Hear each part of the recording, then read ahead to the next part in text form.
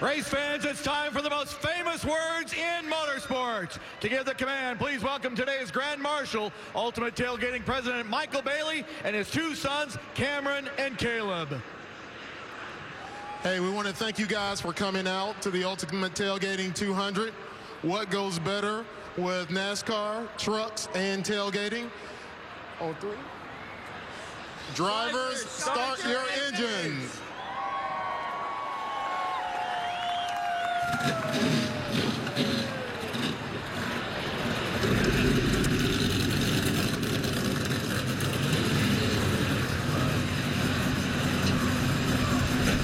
Former Truck Series champ Christopher Bell won the Xfinity race to get things started today. Who's going to win the truck race? Finish off this doubleheader in style. Matt Crafton wins at Atlanta Motor Speedway.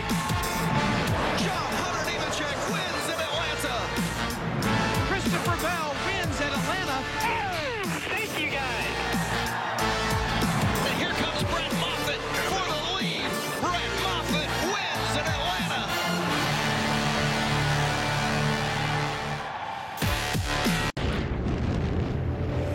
In which substances combine chemically with oxygen and burn. The flames that wrap around the crushed sheet metal and destroyed hopes of a victory at Daytona. Contact, and Dean is going to take out Rhodes. Oh, trouble. Jordan Anderson hard on the outside wall. Austin Hill will win his first career race. Fire. See also desire, the will to start again. The fortitude to speed door to door around 1.5 miles of banked chaos. Who will emerge as a championship contender and who will flame out?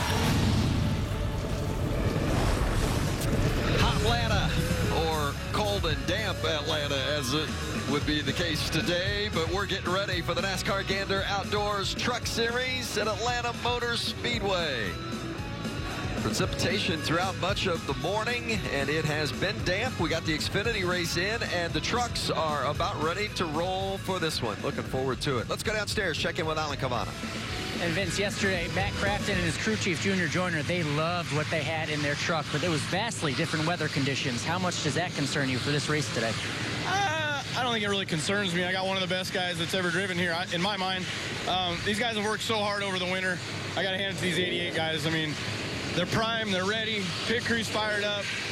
We got to beat the best in the business, I think, to win today, and I wouldn't have it any other way. You know, that's what you got to do to win.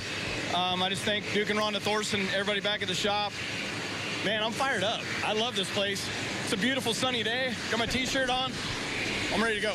He's ready to get to victory lane, Herman. Rudy Fugle is the crew chief for Kyle Busch. Your driver goes for win number 52, which will be a record in this series. No track time today and different conditions. What concerns you about that today?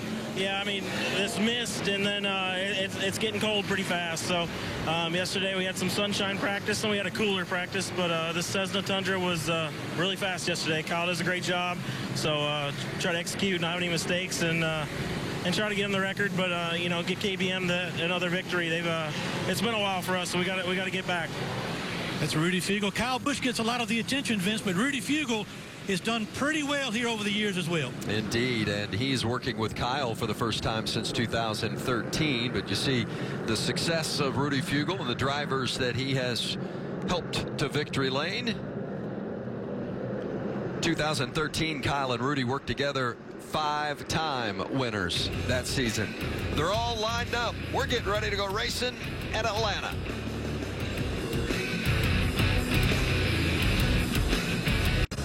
The truck's getting ready to race at Atlanta for the 18th time. Johnny Sauter's been close today, hopes to get his first Atlanta win. Phil? Let's see if we can talk to him. Hey, Johnny, Phil, Vince, and Michael up in the Fox booth. You got a copy? Yes, sir. How's it going, guys? It's going great. We're getting a chance to go racing here. Johnny, you finished third here in this race the last 2 years. Do you have a truck capable of being better? Yeah, I think so. Was really happy with what the Thor Sport guys gave me this week with our 10 to heel Ford.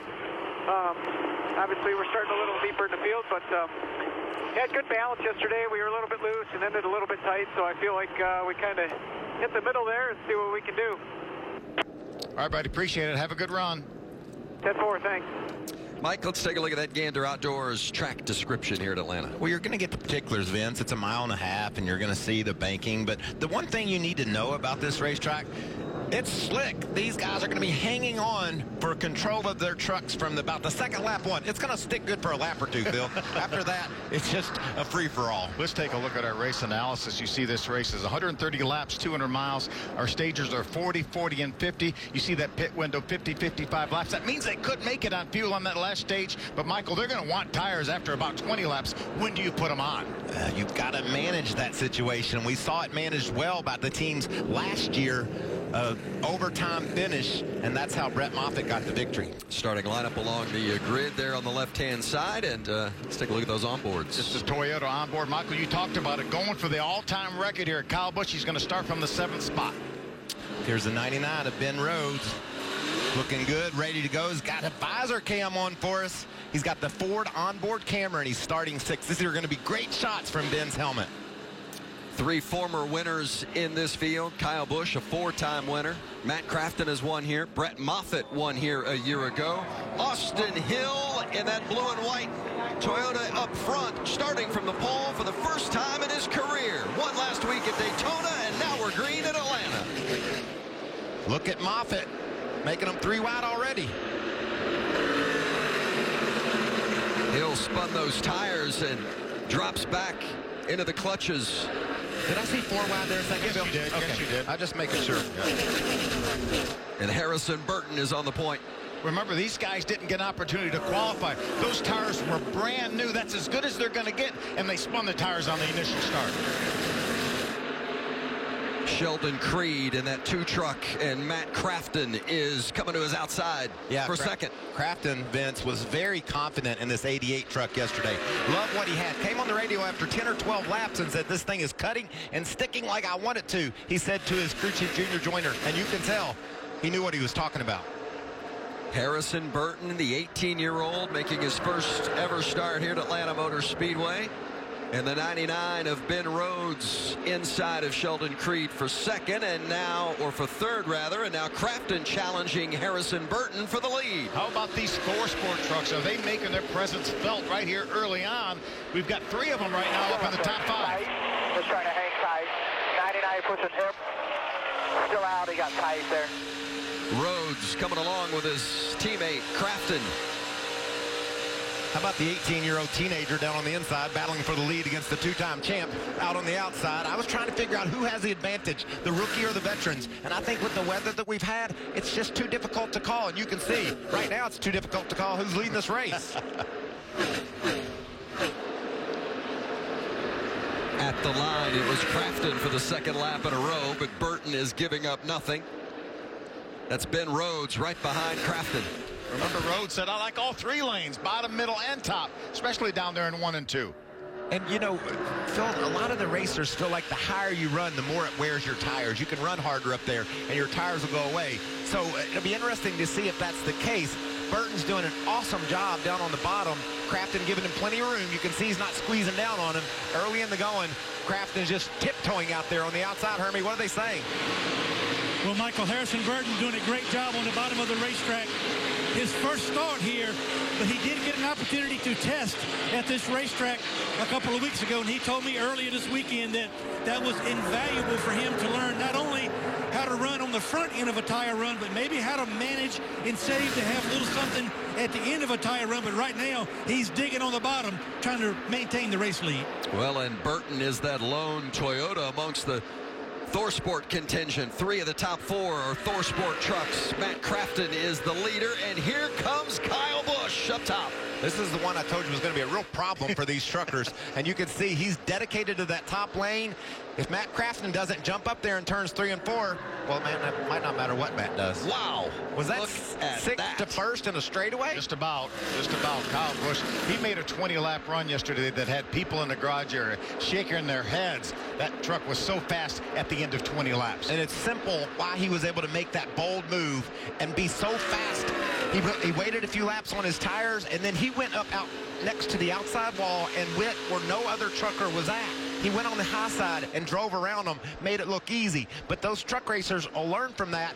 They know that the abrasive surface here on the outside will wear their tires, but every now and then, you just have to go for it. And the huge advantage for these truckers is the fact that we just got through with the Xfinity race. So there is a little more rubber up there than if we were the first race of the weekend. Austin Hill in that blue and white 16 started from the pole, dropped back immediately after spinning his tires at the start. Right now back in 7th as he fights with Brett Moffitt and the 13 of Johnny Sauter on the right-hand side of your screen. You can see Sauter creeping up in that higher lane as well as he drives away from these guys. Sauter started outside the top 10. He's making a move here early. Yeah, left side of the screen there. We have it right here. Harrison Burton trying to go back after that second spot and gets it from Matt Crafton. And he's going to bring along Ben Rhodes. By himself, door. You're pulling a bumper. You're clear, man. All clear. Nice work, man. Same thing you did last time. Don't overdo it. Burton goes to 2nd. Rhodes goes to 3rd. And here comes Enfinger challenging his teammate Crafton for 4th.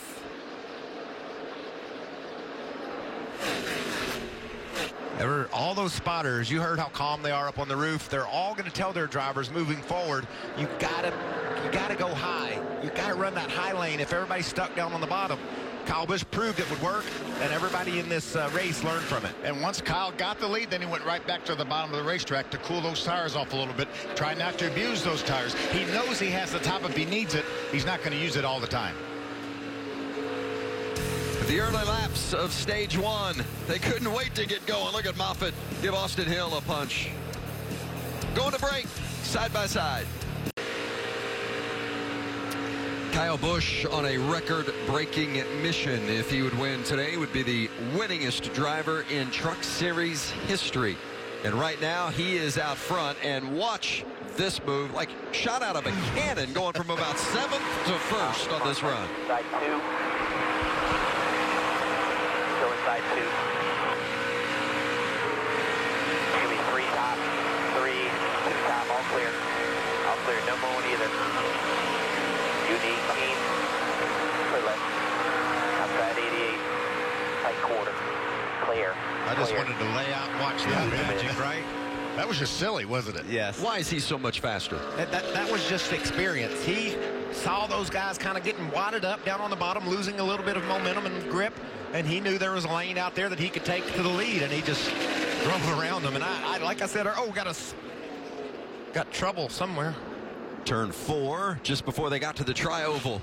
The 54 of Natalie Decker. Decker was running in the top 20, Phil, doing a nice job early. Looks like maybe some damage to the left rear. Makes you wonder if maybe got together with another Looks truck. like maybe more contact with another vehicle than it was the wall. Had such a tough outing last week at Daytona. Had a flat tire on the first lap of the race and tore up that left front, and eventually had an oil fire, and just her day came to an end before it got started. Watch all these trucks coming. Just wait. After this black one here, you got a little room. Looks like just wait on the field. We're already down one. Just wait on the field. Looks like she's going to be able to continue from here, however, which is good news. Yeah, Kevin Hamlin, her spotter, telling her, just say, we've already lost a lap. Let's see if we can see what happens. Look right side of your screen. Looks like she just got a little bit loose. There was a truck close to her, and I think probably there's the contact right there. Not sure there was contact that led to the spin. I don't think so either, Vince. I think she just got a little bit loose with that truck very close to her. You know, when she had an issue with a flat tire early in the race at Daytona, she tore her truck up getting back to pit road. You can see how slow she's going. That's just her learning from what happened at Daytona. Those tires are flat spotted. If she tried to go fast, it'd tear her truck up again. Natalie Decker goes to pit lane for repairs. Kyle Busch stays out front, and will return after this. Hey, getting ready for this restart here with a couple of KBM trucks on the front row of Kyle Busch and Harrison Burton. Here's some Kyle radio. 18 in second, yeah? Or do you think a teammate restart would work here or no? I don't know. I think if they lay over on the bottom as much as it buzzes them on top, if he tried to drag, they're going to split him, put him 3 wide. Just tell him to watch his back and protect himself. If he's got to go, then go. You know, don't worry about trying to make sure we go into one side by side at all. Kyle Busch making the call. It will be a teammate restart. 51 takes the outside, hoping the 18 can get going better on the bottom, Vince. Well, let's see if the choreography works. And we just haven't seen anyone historically be able to take off on that outside. And Kyle Busch decided he would put himself out there so his young teammate would have the better run toward turn 1. Really, really hot tires right now. Don't be surprised to see him spin them. Back green. Great job by Harrison Burton getting going there. Look at the gap they put on the second row. Great job on the inside, Kyle outside. Great job by Kyle getting going too. And we expected that, but that was good teamwork there on that start. Still side by side. That's Kyle Busch up on the high line and Harrison Burton down low. Right behind them, it's Johnny Sauter and Ben Rhodes. A bit of a wiggle there on the bottom of Ben Rhodes, that black truck. Right now battling for the 3rd spot. Phil, you talked to Johnny on the parade lap. He sounded confident. That truck's driven from outside the top 10 at the start all the way up to battling for 3rd now. This is a strong ride. Seeing the different lines that you can take at Atlanta. Burton on the bottom, Kyle was up top, and Johnny Sauter was running right in the middle behind him. Yeah, Kyle said, I'm going to give it one lap here. I'm at one corner. I'm going to go up to the high side, go ahead and make this pass and pull right back down on the bottom. I mean, that's how fast that truck is on the top of the racetrack. All these guys have that available to them, but again, you're going to pay the price probably in tire wear. Austin Hill, a nice recovery. You see him there behind the yellow truck of Matt Crafton. He's back up to the 7th position. Really struggled at the start of this race, but now looks like that truck's handling. You can see right down on that yellow line. That's a nice line for the blue and white number 16 of Austin Hill. How about the black number 45 right behind him? Ross Chastain, our 3rd place finish from Daytona 1 week ago here in the Truck Series. Chastain running all 3 series this weekend. Ran the Xfinity race earlier today. We'll run the Monster Energy Cup Series race tomorrow. Ran all 438 laps last weekend. The Truck Series race, Xfinity race, and had a top 10 finish in the Daytona 500. He's a special young talent, and he's really given this truck a nice ride. He's a guy that everybody talks about being one of the best at hanging on to a loose or a truck that won't grip, figuring out where to get it. Another guy that's pretty good with a loose truck, Stuart Friesen. He's a dirt racer from up in Canada. And man, he can wheel that number 52 truck. He's heading toward the front. Good look at Friesen, and on the inside of Ross Chastain is the 24 of Brett Moffitt, last year's winner here at Atlanta and the series champion. Black number 4 there, Todd Gilliland, another one of the KBM trucks. You see a little bit of moisture on some of the camera angles that we're showing you. Some of that is just a little bit of, I think, moisture off the track, but there has been a steady mist throughout the course of the day. Very light, but just enough to get on the lenses and make it noticeable. From about 7:30 this morning till now, I think the weather has been exactly the same. That mist will get on your nerves, too, as a driver, huh, Phil? You look at that running down the corner 175, 80 miles an hour and just wonder if there's heavier rain ahead that I'm going to hit. And there's a little bit of mist, but then when it hits the windshield, you feel like it's a bucket pouring out. Parker Kligerman in the 75 truck and Sheldon Creed in the 2.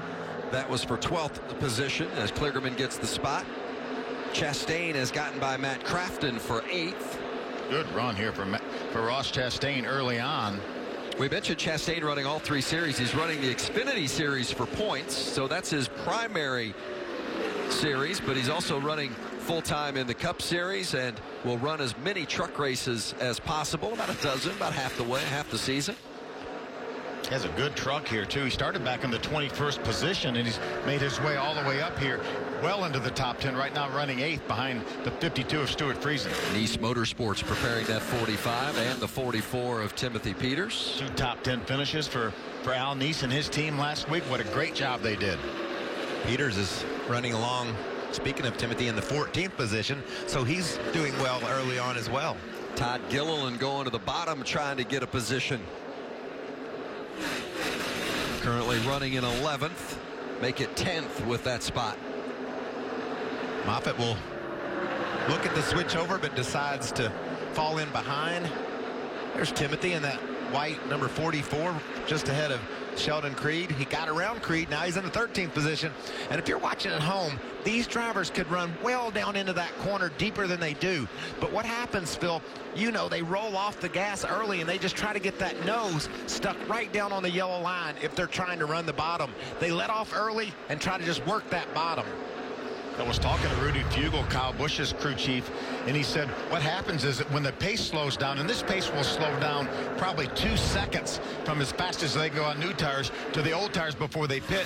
He said the back end comes up off the racetrack because you're not going fast enough to push it down, and the front splitter really rubs and drags the racetrack worse. So sometimes it makes it hard to stay on that bottom and hook that yellow line when you have the splitter down on the racetrack. Crafton in the 88 and Moffitt to the bottom in that 24. Just ahead of him, Todd Gilliland seems like maybe his truck's starting to come to him a little bit. He's picking up some positions. Now he's working on Ross Chastain.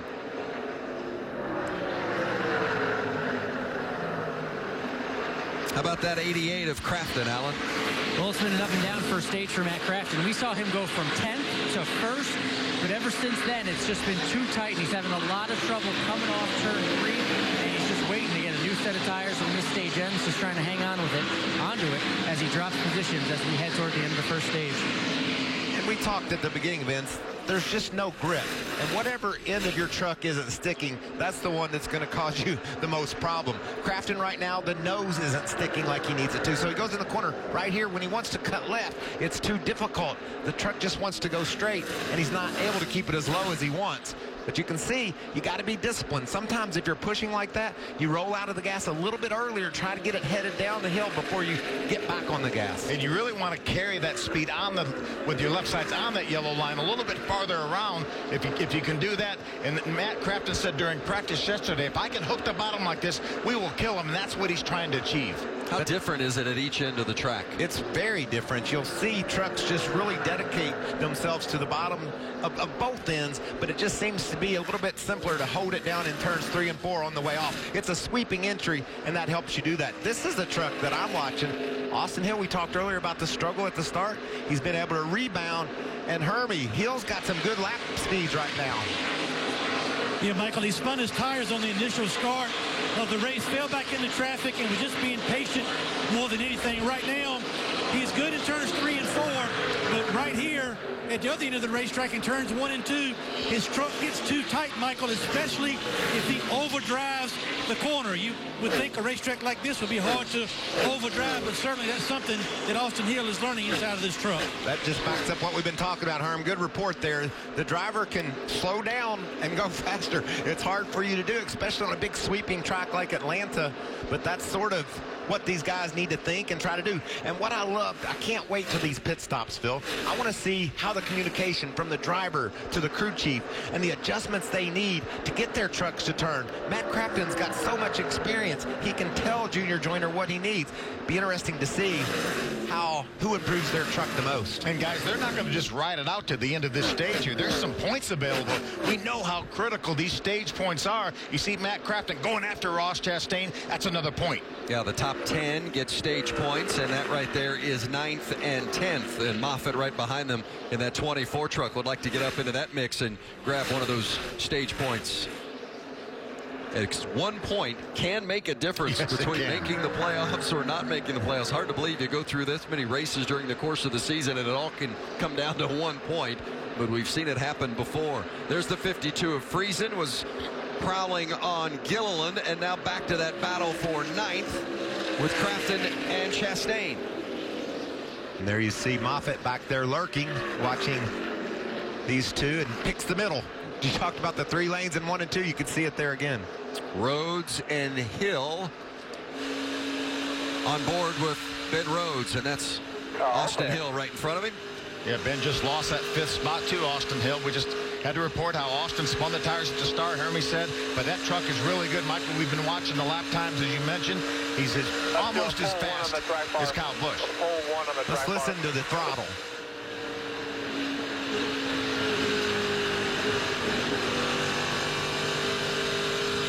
He wants to go, but you really got to work the throttle. And down into 3 here, you can run it a little bit deeper. Let's see what his challenges are down here.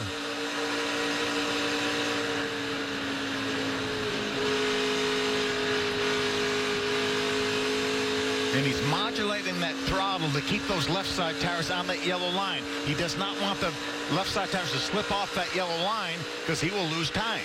4 laps remaining in stage 1. Kyle Busch continues to lead.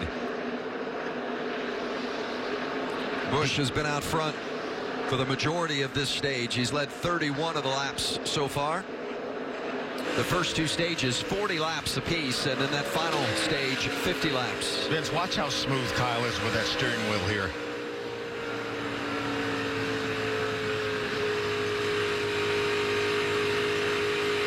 And you can hear him just slowly get that throttle to wide open and didn't slip a tire. I just can't get over how smooth he is and how well that truck is handling to allow him to be that smooth.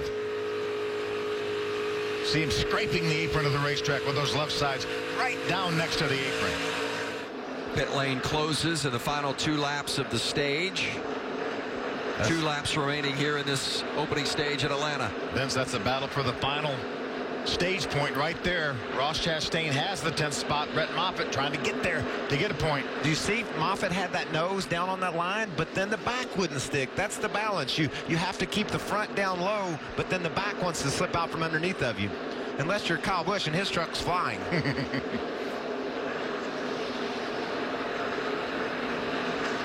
The 20 of Spencer Boyd in front of Kyle, getting ready to go a lap down. How about that 4th place finish last week at Daytona for Spencer Boyd? Best career finish. Did a great job there for Tyler Young's bunch. That's 2 laps down now as Kyle gets around Boyd. Final lap here in stage 1. Look at this battle. It continues. How important is one point you talked about, Phil? They're going after it. Remember, Chastain not running for championship points in the Truck Series, so Moffitt really wants to get that point. Kyle Busch will win stage 1 here at Atlanta. In the 5 races last season, he only won 1 stage, and that was here at Atlanta Motor Speedway.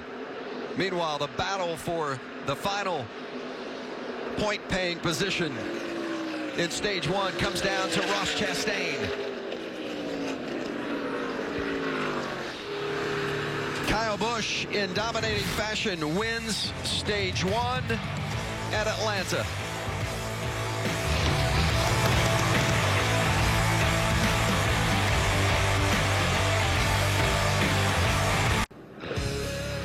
Welcome back to Atlanta. The NASCAR Gander Outdoors Truck Series.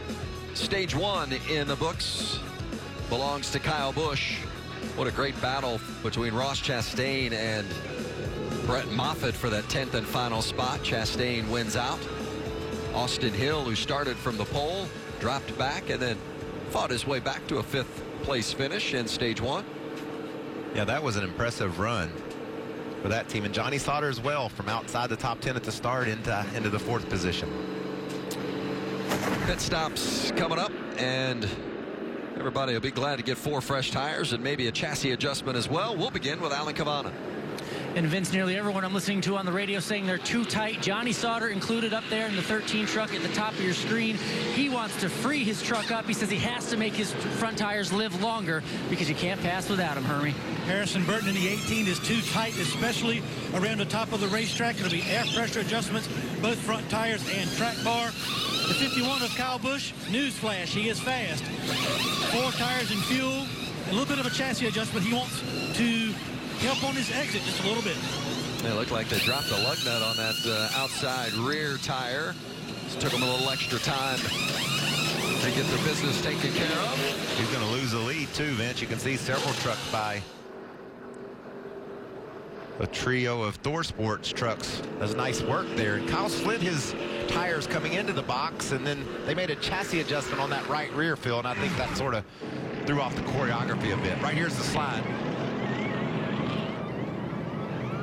There's a wrench right there they put in for the chassis adjustment.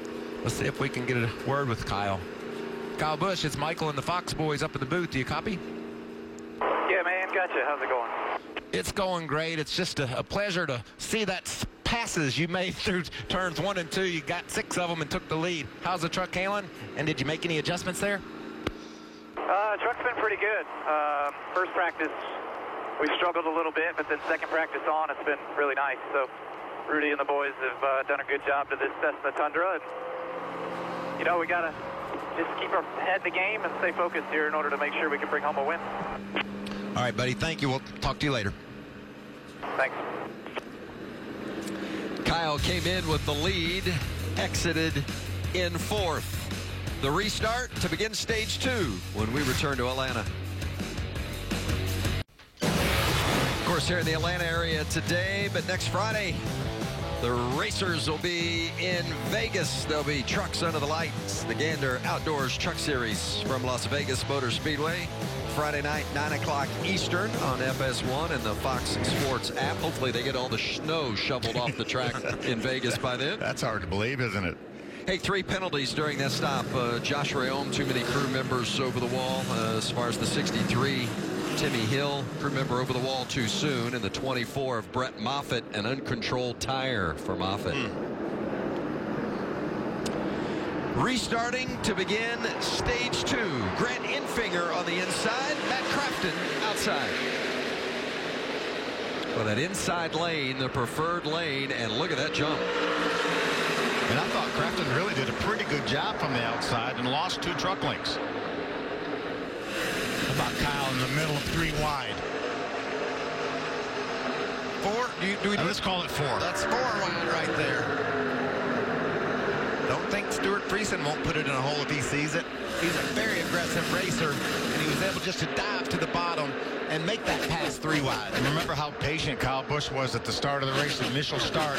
He waited a while, then he pushed the button and passed 6 trucks in 1 lap to take the lead, but he's going to the top now. He may want it a little bit sooner, Michael. But what about Johnny Sauter? He sees Kyle in his mirror going to the top. Johnny said, you're not going to beat me to the punch. I'm going to get to the outside first. Where will Kyle go here? Even higher? Even higher. For the lead, 3 of them. Enfinger on the bottom, Sauter in the middle, and Kyle Busch up top. How about this racing right here? Oh, Enfinger has to gather it in. What about Still our down there, truckers? 98, clear high. Kyle Busch back to the front. Went to pit lane with the lead, came out 4th. Didn't take him long to get back to the point. Yeah, I didn't mention that when we interviewed him, Vince, because I don't think he really cared. I think he knows that he's got a truck that he can take anywhere on this racetrack, because we're 3 wide again as Matt Crafton trying to get that 2nd spot. And does. Crafton in 2nd, Sauter 3rd, and that's Enfinger and Stuart Friesen.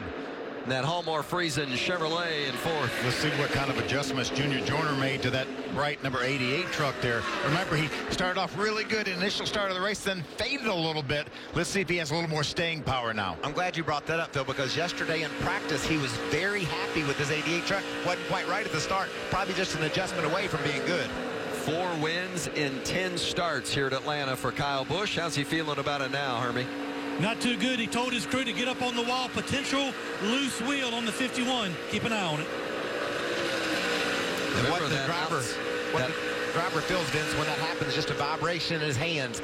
You can really tell when one of those wheels get loose, and as the run goes along, it'll just get looser and looser. The 8 coming to pit lane, and that's Joe Nemechek. A lot of damage to that truck. Looks like he tore the front splitter off that truck, maybe got into the grass somewhere. Where is the splitter? It's not with us anymore. Got to be somewhere. Look at the dirt torn up in the tri-oval. He was running good too, Vince. 11th position. Is that part of that splitter laying on the bottom of the racetrack there? That would be a break for Kyle if he does indeed have a loose wheel. Team could come in and check it out. Looks like maybe half of the splitter is gone. A lot of these trucks will run a 2-piece splitter, and it looks like that's on the very bottom of the racetrack. There it is right there, Michael, just off the grass on the bottom of the racetrack. Just past the start-finish line. That's not good. They're going to push Nemechek to the garage, and the caution will come out because of that splitter for Nemechek. All we can do before you hurt it is tighten the lug nuts up. We can't put tires on. We got enough of them. So your call here. That's Rudy Fugle, the crew chief for Kyle Busch. He was leaving it up to Kyle to decide whether to come to pit road or not. They can tighten the lugs, Rudy said, but sometimes, Phil, you know, when that wheel vibrates, it'll oblong the holes in the wheel, and even if you do tighten it up, it'll work loose again. And damage the studs as well. Remember on that pit stop, I noted that it looked like they dropped the lug on that outside rear tire. Maybe in the rush to get that on. Didn't get it tight, possibly. Let's take a look. We're going to look at Kyle's pit stop again. And I talked about the choreography being off. He stopped a little short, and it threw the Jackman off, and things just didn't go well from there. And when he pulled the right rear tire, it didn't come off smoothly as well. I take that back. I don't think they did drop a lug. When he reached down there, they was picking up his gun. I thought that was picking up a lug that had come off, but I don't believe that was the case. It looks like they felt like they got them all on there for sure, and tight. They have video that they can go back and look to see if it looks like there was any issues on the pit stop. Communication with Rudy Fugle, the crew chief. Tight up all four, guys. So, hit them all. So Kyle Busch is coming back to pit lane. Better safe than sorry this early in the race. It's going to be fun for us to watch Kyle come mow back through the field. Vince said better safe than sorry, and I was thinking better for us too, because we get to watch some thrilling passes and see if he can get back there. Johnny Sauter, Phil, the last couple laps of that run was faster than Kyle Busch. I think that 13 truck has something more than 51. So Kyle Busch is on pit lane with that vibration, maybe a loose wheel. They'll hit those lugs again, and Hermie Sadler will be there waiting on Kyle's arrival.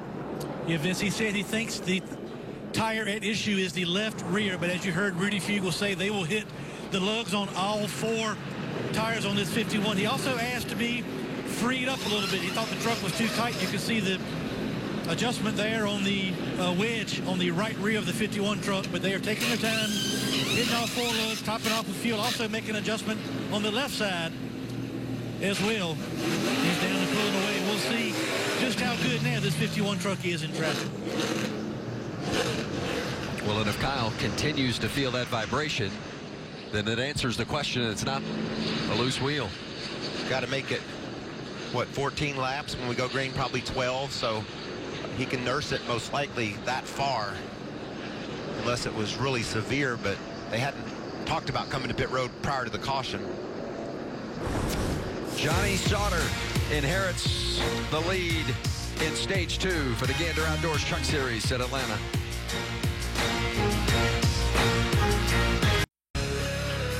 About halfway through stage 2, the Gander Outdoors Truck Series from Atlanta Motor Speedway. Kyle Busch has been the dominant truck, but had to go to pit road for an unexpected stop, an unscheduled stop when he felt a vibration. To hit those lug nuts one extra time to make sure all the wheels got on tight. That put Johnny Sauter in the lead. And for more on Sauter, check in with Alan. Yeah, Vince, he's happy right now. Remember, before the pit stops, he was asking to have his truck freed up. Well, he dialed back in after that restart, after he got going pretty good there on the track, and said, whatever you did, give me more on the next pit stop. He's running well right now, guys. Yeah, Alan, his last couple laps, he was faster than our leader, Kyle Busch, so this is going to be an interesting restart. Got the ThorSport teammates up on that front row. Grant Enfinger probably thinking about giving Johnny Sauter a nice push down toward turn 1. We have 4 ThorSport trucks right now, Michael, in the top 5. Stuart Friesen, the only non-ThorSport truck in the top 5. You see him, that's the blue and white, number 52 in the second row. Pace truck is off. Sauter inside and Crafton outside. Back racing here in stage 2.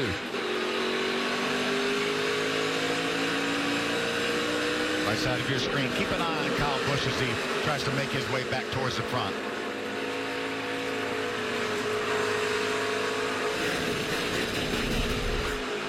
Oh, Jordan Anderson right in front of Kyle. In the battle for the lead on the left side. Around goes Ben Rhodes. What a move. Rhodes to the front with Enfinger and Sauter side by side for second. Crafton and Friesen side by side for third. These truckers race, don't they, Phil? They sure do. Wow, this is great action. Ben Rhodes fastest in final practice yesterday, and he is up on the wheel again this afternoon. Here comes Crafton on the outside of Johnny Sauter. Johnny's going to duck in front of the 52 of Friesen, and Ross Chastain now jumps to the bottom of Friesen. That's Ross in the 45 truck. ThorSport 1, 2, 3, 4. This is a proud day for owners Duke and Rhonda Thorson, huh? Got those trucks running well this year.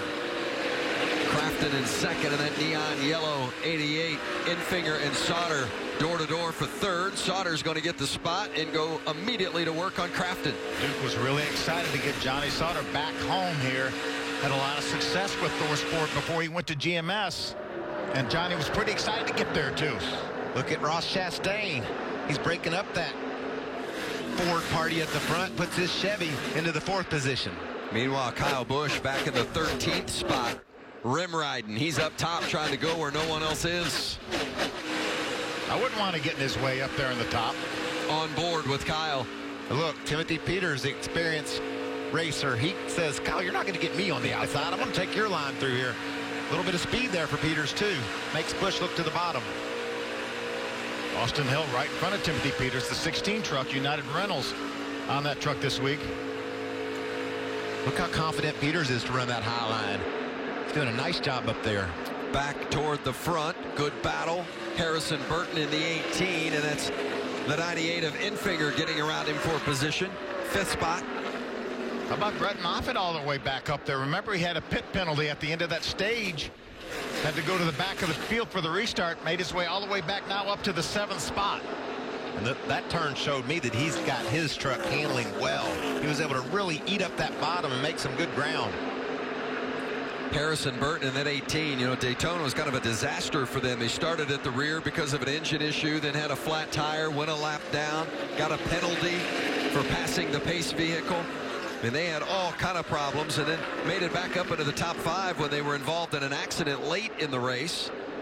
So it's a big bounce back week for Harrison Burton. Meanwhile, Kyle Busch continues to make his way toward the front, inside the top 10. What's happened to Grant Enfinger? We talked about him up inside the top 5. There's the battle for the lead. Ben Rhodes has it. Johnny Sauter wants it.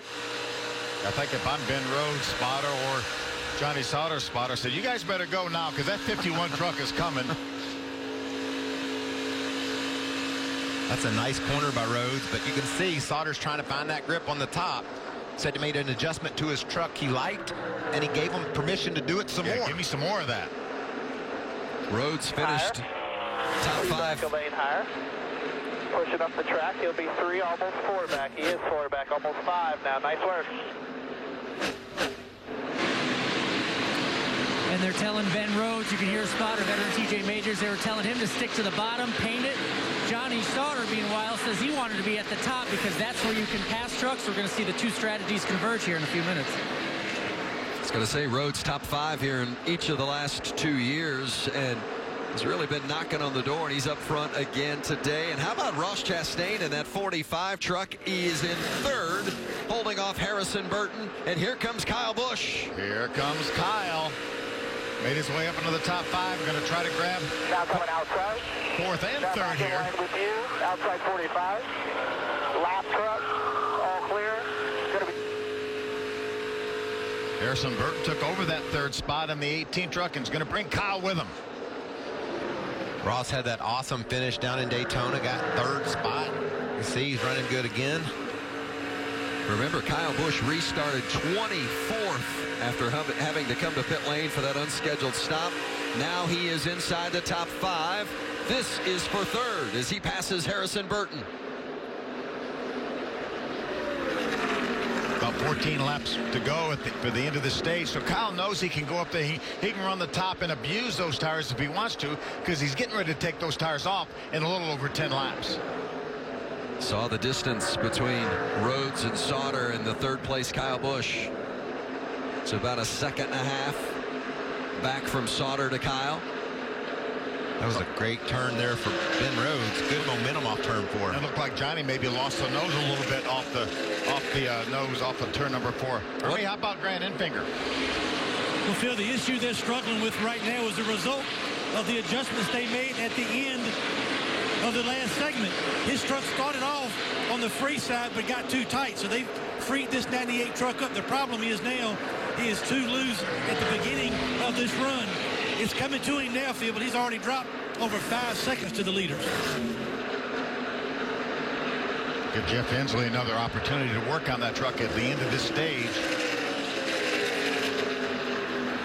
I think the strategy's going to be about the same for everyone, Michael, don't you think? We're going to run to the end of this stage. We're going to put another set of tires on. That's going to leave each one of these teams with one set of tires in the pits. That's the question. If we get a caution 25 laps into that third stage, do you put tires on? And everyone in the garage said if you don't put them on, you're going to get lapped. But if the caution comes out with 5 laps to go and you already put your last set on, somebody saved them, then you're going to get beat. So that's where these crew chiefs will really earn their money. You know, Vince, I think this is a great story, the 16 of Austin Hill. He won Daytona. People might think, you know, he won Daytona, what's the rest of the year going to be like? And I guarantee you, maybe Austin Hill wondered that himself, because this is so different racing here at Atlanta, and it's also a track that is a lot like what they'll be faced with the majority of the rest of the year.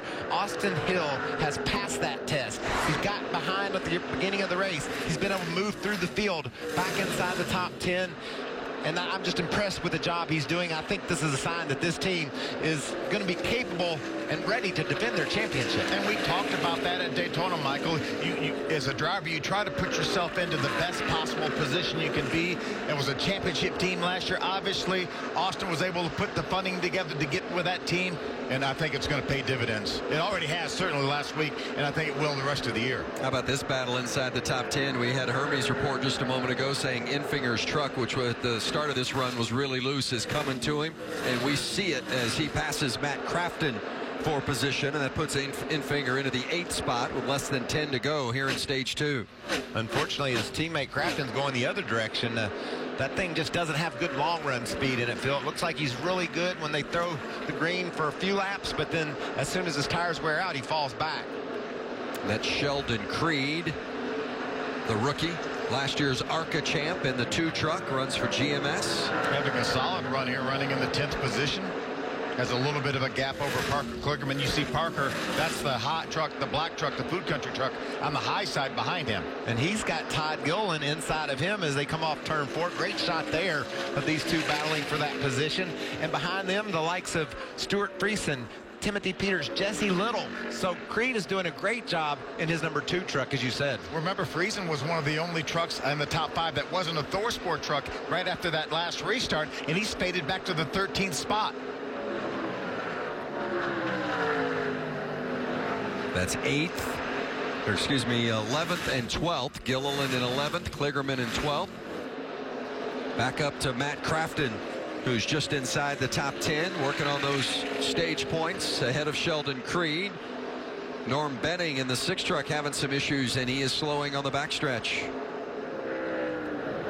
Looks like he's got enough speed to make it to the pit, Vince, so I don't think this will necessitate a caution. I can't tell. This fog is really bad. I can't see which one it is from here. It's interesting to hear the spotters talk about the fog, and that's something that we saw in the Xfinity Series race. It's not gotten any better here in the Truck Series race, and certainly creating some challenges for the guys on the roof. And NASCAR takes a look at that. They'll make sure they've got good visibility to both ends of the racetrack, and I think right now we're fine, but man, it is thickening up a little bit. Yeah, the ceiling is definitely dropping out here.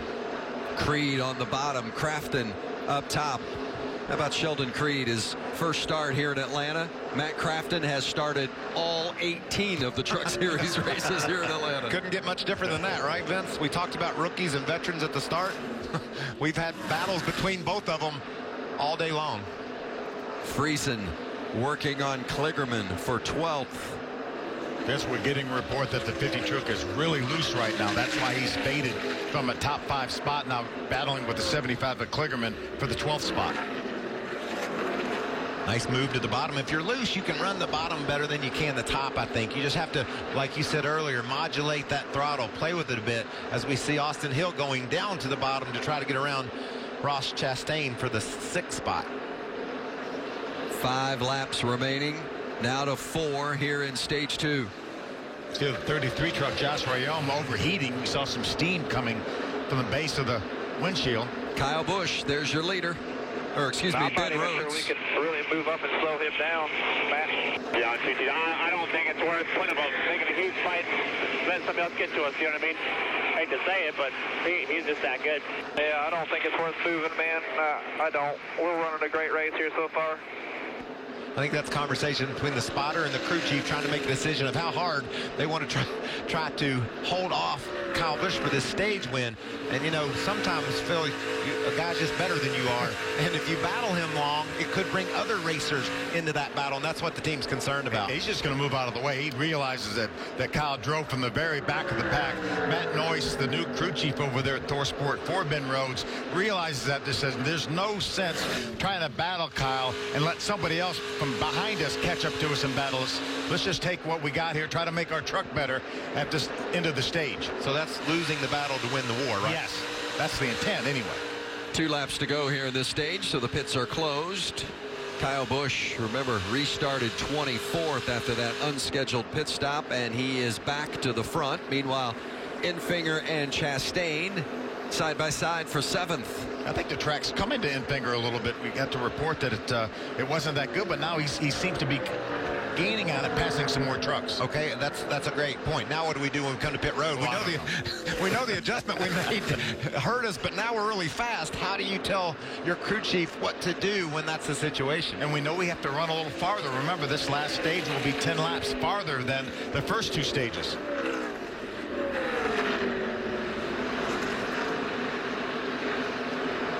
The last lap of stage 2. Battling for position, Chastain and Enfinger. Kyle Busch, who won stage 1, is about ready to put stage 2 in the books, and he does it back to back. Stage wins for Kyle Busch in the 51. Chastain will hold off Enfinger for the 7th spot. And Sheldon Creed gets in to pick up that final stage point. Kyle Busch, a dominating performance in Atlanta. Welcome back to Atlanta Motor Speedway, Gander Outdoors Truck Series. We heard the spotters talking just a little bit ago about the difficulty in seeing to the other side of the track because of the fog, and give you an indication of what they're seeing. Good thing that Ferris wheel's all lit up. We wouldn't be able to see it. That's got to really disappoint you, Michael, for not to be able to see that Ferris wheel. Well, I just like the lighting. The effect there is just amazing, and it's fun to see that kind of stuff here.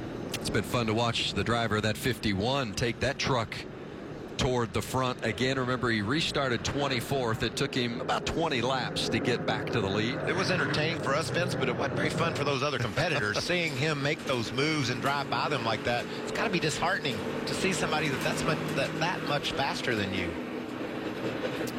But doesn't always guarantee victory, especially here. In fact, we saw it with Kyle last year, right? He had, again, a very, very strong performance, but a late pit stop in the final laps. Was a miscue on pit road and cost him a chance to win the race. So you got to get it done right to the end. Here's a big pit stop. Allen's there. And watch for more tape to go on the front of that 99 truck at the top of your screen. Ben Rhodes says they have to give him more front grip, making an air pressure adjustment in 4 tires for Ben Rhodes, Hermie. Harrison Burton is too tight. They're going to try to fix it with air pressure. 4 tires and fuel for him. Kyle Busch, they reminded him to clean off his tires coming off the racetrack so he wouldn't slide through the pit, much like he did last time. 4 tires and fuel, right side air pressure adjustment, a round out of the right rear, and little tape on the grill of the 51. Right sides are done, left sides are going up. 51 down and away. Hermie, it's interesting you said that about cleaning his tires. I watched him really working his wheel back and forth coming to pit road, and then he revved up the motor and gassed it to spin those tires to make sure they was clean as they could possibly be. To get the rear tires cleaned off. Great stop for Brett Moffitt's group, gaining 3 positions. Grant Enfinger picks up 4. Let's see if we can talk to our second place stage finisher, Ben Rhodes. Hey, Ben Rhodes, Phil Parsons and the boys up in the Fox booth. You got a copy? The channel, Phil. Thank you. Running to the top now. You're talking about the seams, and I saw something I can work with there. I just got to make sure I don't just the seams like you said. So I'll keep that in my mind. Give you guys a good read on what the truck's doing here and get it adjusted once we have the next stop. Good talk, guys. Thank you. Hey, Ben Rhodes, Phil Parsons and the boys up in the Fox booth. You got a copy? I got you, Phil. Nice job there in that stage with that second place finish, but it sure looked like we heard your crew chief and spotter talking about how fast that 51 truck was. Can you make some changes? Did you make the right changes to run with that 51 truck? Well, we made some small changes there to just help us wear a little bit better throughout the run. that 51, man, he's just so fast on the long runs. It's like he doesn't even fall off. So hopefully we made the right changes. I don't know. I can do a little bit more on moving around the track, too, to try to find some grip. But right now I'm just running that Harvick line. Well, we appreciate you carrying that visor cam for us. And by the way, happy birthday, bud. I appreciate it, guys. Thank you. Ben Rhodes celebrated his 22nd birthday on Thursday. No room for error on pit road. Getting ready to go back racing in Atlanta. Pit stops complete. Take a look at those fastest pit stops presented by Xfinity. Not only does Kyle Busch have the fastest car, but he's the fastest truck, but he's the fastest on pit road as well. It's a good pit work by Grant Enfinger's team as well, below 17 seconds. Brett Moffitt right now came out in the second spot. He will start outside Kyle on this restart, and Kyle will be on the inside. And those guys have both had trouble. Kyle a loose wheel, and Brett Moffitt a pit penalty. It's about the only trouble Kyle's had because he has been bad fast. And remember, this could be a history-making day for Kyle Busch. If he wins today, he would break the tie with Ron Hornaday, and Kyle would become the winningest driver in Truck Series history. That's an impressive record that he's put together, and no surprise he has those type of numbers, especially when you see the way he's performed today. Made that 6-truck pass from turn 1 to the back straightaway, and then rebounding from the back. Not just does it as a driver, but as a team owner as well. A great organization, Kyle Busch Motorsports. Let's listen into some radio from the 51. Front tire looks about the same. We had the blitz the top pretty hard there, but we got to go about 10 laps, 8 to 10 laps more than we did the first segment. So we'll just take care of it if we don't. We have one more set if we get a caution at some point, but we got to take care of these so they can make it to the end. 10-4, I felt it the last 5 laps or so starting to shake. That means he just went in places that he wouldn't go normally, running that high lane, really pushing his truck to get through the field. It tore up or burned up his right front tire, so they noted that, and he'll be more careful this run. This restart to begin the third and final stage with Kyle Busch on the inside and Brett Moffitt on the outside. Let's go racing and crank it up. Brought to you by McDonald's.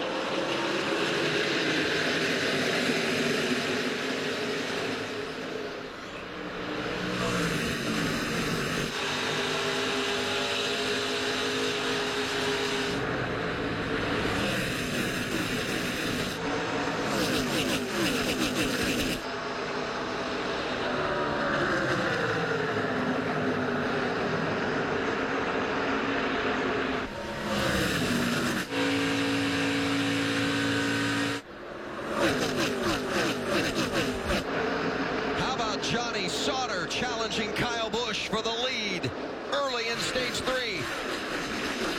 Side by side, and Sauter edging ahead. Busch fighting back on the inside, but it's going to be Johnny Sauter closing the door. What a great strong move by Johnny Sauter. He uses the middle of the racetrack to get by Kyle. Crafton in third, Harrison Burton fourth, and that's Brett Moffitt going around the outside of Burton now for position, side by side. Boy, it's really obvious how much the outside line really struggles on the restarts. Brett Moffitt really got beat bad on the outside, but it's just you spin the tires up there, there's not as much grip, Michael. And I can't understand really the dynamic of this race for some trucks. We saw Stuart Friesen fall all the way outside the top 15. They come to pit road, off pit road. Now he's running in the 6th position, so there's a lot of comers and goers in this race. Guys, trucks that are fast for a few laps can really struggle after that. Moffitt and Burton for fourth. Feel like there's more fog setting in. Yeah.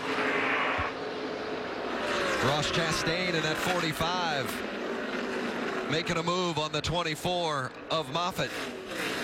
Chastain into 5th. Moffitt comes right back. Some great battles all over the racetrack today. Ben Rhodes, who's been out front for a portion of it, took a look inside of Chastain. Chastain closed the door. On board with Rhodes now. Remember, we heard Rudy Fugle talk about managing your tires for this run. This is going to be about a 10-lap longer run than the first stage. Remember, the second stage or second stage, excuse me, doesn't restart till about 46, 47 laps in. So that stage is less laps by design. This one is going to be about 10 laps longer than the first stage, which was 40 laps. That means the longest run on these tires, and if Kyle was feeling the right front going away during that last run, which was the shortest run on tires, could have real trouble here. Boy, Alfredo had to gather that in as it's Alfredo in the 17, and he and Parker Kligerman were maybe trading a little paint. Kligerman in that 75, and here comes Grant Enfinger in the yellow 98. Meanwhile, Kyle Busch back to the front, passing Sauter for the lead. It's a battle for the third position here. Harrison Burton, the 18 on the inside. Matt Crafton through the middle of the racetrack, the 88. Ooh, a little bit of a wiggle off the corner for Matt. I think these drivers, Phil, right now are trying to balance how hard they're running because of the tire issue, and it's a great Goodyear tire. This track is just so abrasive, but then how dark it's getting. I mean, they have to consider that maybe NASCAR at some point would have to throw the caution, and that might lead to the end of the race. So every lap, you need to make sure you hold your position or gain. Remember, all these teams have another set of tires on the ground in the pits if we would happen to get a caution. If we don't get a caution, they can go the distance on fuel, but boy, they're going to be begging for tires at some point. What about it, Anthony Alfredo? We talked about him earlier. He slipped up in front of, whoa, that was a close one. Todd Gilliland right there, and there's Grant Enfinger. This is a great battle. Alfredo up in the 12th position. Good run for this young man. Really done a nice job. This is his first ever start here in the Truck Series. Has K&N experience. He's won in the K&N Series, won in the late model series. First start here for David Gilliland. All over the back of the 98 of Enfinger. Todd Gilliland in that 4 truck. A little surprised he's not been up in the mix a little bit more, just inside the top 15 in that 4. Yeah, and the 02 of Tyler Dipple gets to the inside there. Timothy Peters, though, is going to push Gilliland back around Dipple. Great racing back in the field. These guys are racing right around the 14th, 15th, 16th position. There's Jesse Little. We haven't seen Jesse much this race, but still solidly in this field. Is there a hole there? Oh, no. Almost. There might have been for a second. We're used to seeing Jesse run up inside the top 10 when he makes some of his starts. He doesn't run all the races, and a little bit off the pace here at Atlanta, but still in contention for a top 10. New crew chief for Jesse this year, J.R. Norris, has come over to Jesse's team to be the crew chief. Matt Noyce was Jesse's crew chief last year. He's gone over to ThorSport, as we were talking about a few moments ago, and has been Rhodes crew chief. For third, Matt Crafton has it. Harrison Burton wants it. First time Burton has raced here at Atlanta. As mentioned, he did run a couple of 1.5 miles after turning 18 last season, but he has not raced here at Atlanta before. And a problem for Stuart Friesen. It's like a flat right tire. Was running in the 10th spot. Tough break for Friesen. Has to come to pit road. He's made some contact, probably with the wall, hasn't he, Hermie? And actually, that's the second time today the 52 Phil has made contact with the wall. You can see the damage on and around the right front of that truck. Tough break for those guys. They were fighting a little bit of a free condition with this 52. Never could get the balance exactly right. And this green flag pit stop is going to take them out of contention for the win. They've really struggled with this truck for the most of the day. Finished 6th here a year ago and had high hopes for another solid run today, but this unscheduled stop's going to be costly. He can just hope that a caution doesn't catch him. Stay on the gas and make up a lot of ground with these new tires he's going to have. This has been fun, Phil. Look who's keeping pace. Johnny Sauter, Matt Crafton, and Harrison Burton are all keeping Kyle Busch within their sights. Absolutely. We need to see how this race plays out. Again, if a caution were to come out anytime now, the crew chiefs have a decision to make. Do we put tires on now? If we don't put tires on now, the guys that do are just going to drive away from us, even with just these few laps, about 15 laps on these tires. Well, if you do get a caution, you almost have to come, don't you? I mean, you can't. No, you don't have to come. You don't have to. You might need to save them. You know, but if you don't get another caution, then you've got your set sitting on the ground and a driver that's really unhappy. But what I'm thinking, Vince, is Kyle Busch is a dominant truck. If he comes to pit road and gets his tires right now, I'm going to stay out. And I'm going to say, I got to beat him somehow. We got to use strategy to do so. And vice versa. If he pits, either way, I'm going to do the opposite that he does. Crafton and Burton continue their battle. Boy, this has been a slugfest all day long between these two. from the first lap, right? Yep. They've been side by side and racing hard. Kyle less than a second advantage. Guys, over take a look at this. We were talking about wrapping the bottom, Michael. Watch how long Kyle stays on that yellow line. And watch Johnny. See how about 10 truck lengths behind Kyle, he starts coming up off the bottom, and he lost a lot of ground on that lap. Kyle Busch is able to keep that truck down longer, and that's showing up in lap time. And that's the Kevin Harvick line that you've made famous around here in NASCAR. Well, Kevin actually made it famous. I didn't do it. It had anything to do with it. Less than 30 to go.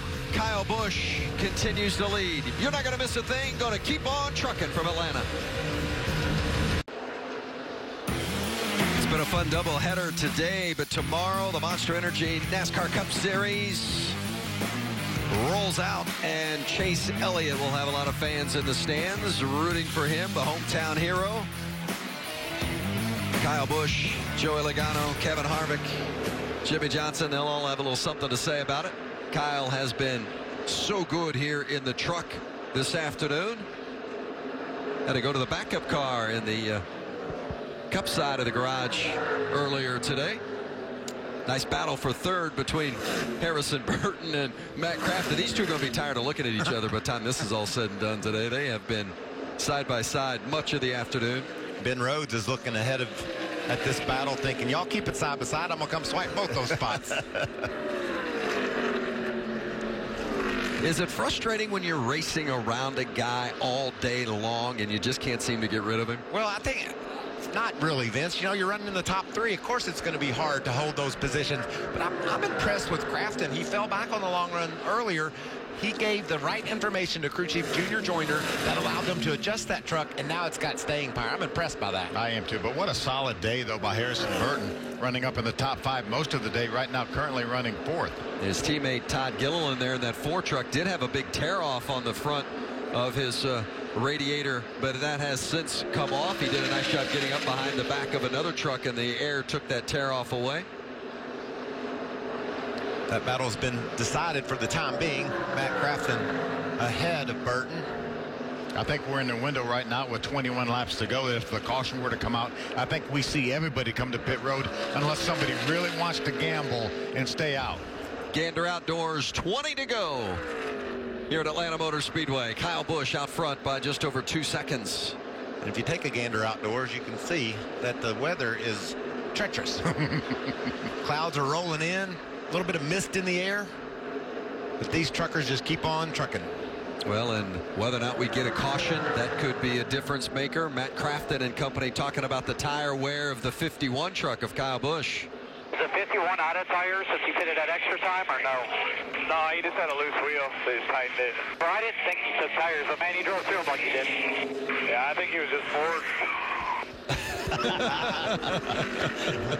Well, that was Junior Joyner. That was a compliment, by the way. Yeah. He was cheering Matt Crafton along there until. Yeah. Say no. Unfortunately, those were the same tires. Yeah. On board with Ben Rhodes. Caution is out. Caution. Caution is out. Caution is out. Turn 4, one going through the grass. And it's Natalie Decker again, really about the same spot. I think those tire tracks just ahead of her are where she came through the grass the first time earlier today. I think everyone comes to pit road, don't you, Michael? There's no way with 30 laps on these tires that they're going to stay on the racetrack. I don't think anyone even gambles. I'm not even sure 2 tires is a good gamble here with this many laps to go. You can't do that. You either got to be all in or out and stay out on the track and hope there's a later caution so you can have better tires.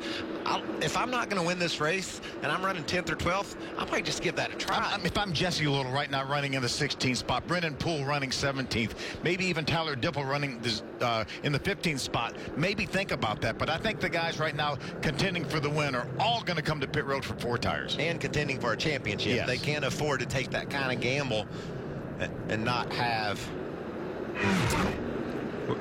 Well, there's Natalie Decker. It's almost tough to tell through the wet lens. That's all the moisture that's on the track. And Natalie Decker and Jinjo Kopp maybe got together just a little bit, and it put Natalie Decker through the infield. I think Natalie just lost it.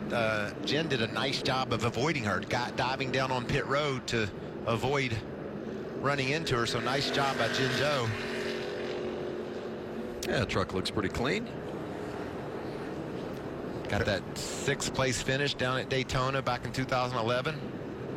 What I tell you about this girl is when it's time to qualify and she's got to pick up some speed, she does it every time. And time again, we've seen her do that. How about all the debris, the grass off the front of that 54 truck around for the 2nd time today? And one good thing, Vince, about this ride for Natalie Decker, think about it. At Daytona, she didn't get any experience. She ran 1 lap and her tire blew and she's out of the race. I know she's had a couple of spins, but she's been competitive. She's run with some good trucks, and she's been able to learn. This is what's so important. Get those laps under her belt so that she can figure out exactly what the truck needs, handling-wise, to be successful. Corbin Forrester gets the free pass. Get back on the lead lap. Pit road right now is still being shown as closed, but I would think it would probably reopen here by the time the field gets back around to turn number 4. We talk about mistakes on pit lane, and this is a time when you want to make sure you do not have a miscue on pit road. No penalties, no loose wheels, no bad stops, especially if you're somebody up toward the front hoping for a chance to win this race. Remember, a year ago, it was on the final pit stop that Kyle Busch's team had a problem and did not get the left rear on and on tight, and it came off, and that cost Kyle a shot at the win. Everybody wants to make sure they're buttoned up here. Alan. And Johnny Sauter at the top of your screen says he lost all front grip again. Expect an adjustment there. Also wants a tear off. You can see coming off. In the middle of your screen, Matt Crafton in the 88 getting 4 new tires. Says he's just a little tight in the center. They're all trying to catch Kyle Busch, Hermie. Rudy asked Kyle if he needed to be tightened up any so he could hustle the truck on this short run. He said no. 4 tires in fuel. They are raising the air pressure a little bit to get him going on a short run. So far, that stop on the 51, very clean. No issues from the 13 and the 88. Crafton is going to have a shot at getting Kyle. Nope, Kyle's going to get out just ahead of him. Crafton picks up 1 spot. I like Sauter starting on that inside line. How about Enfinger and Todd Gillen, the big winners, 4 and 5 positions.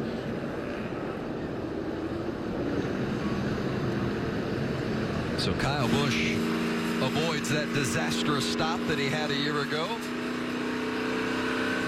and will once again be at the front for this restart.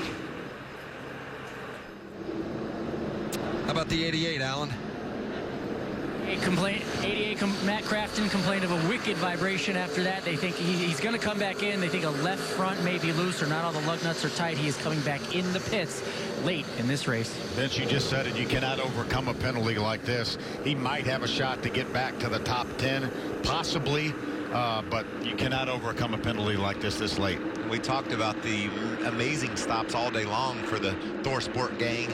But when it mattered the most, they had one get away from them. Yeah, more of a mistake certainly than a penalty. So Sheldon Creed and Jordan Anderson caught speeding on pit road.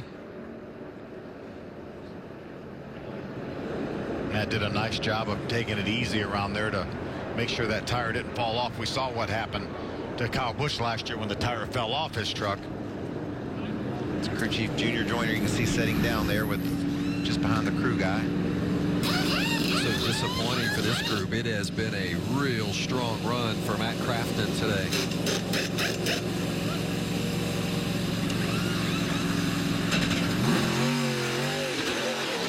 Crafton has spent almost the entire day inside the top 5 and often inside the top 3. Yeah, they're not going to get the finish today that they deserve, but I think there's cause for optimism at ThorSport, especially in that 88 camp, don't you guys? Last year here, Kyle Busch driving the 4 truck, and that's what happened. Remember, they came in for 4, but they had a problem on the right side, and the changer had gone over to the left rear and taken the lug nuts off, anticipating it was going to be a 4-tire stop, and they instead changed their mind. Kyle took off, and that left rear came off there. It was taking so much time, they felt like they needed to minimize the time on pit road. They made an audible, changed it to 2 tires, but the lug nuts were already off the left rear. Well, there's the scoreboard as far as all-time wins here in the Truck Series. Kyle Busch and the Hall of Famer Ron Hornaday tied with 51 apiece.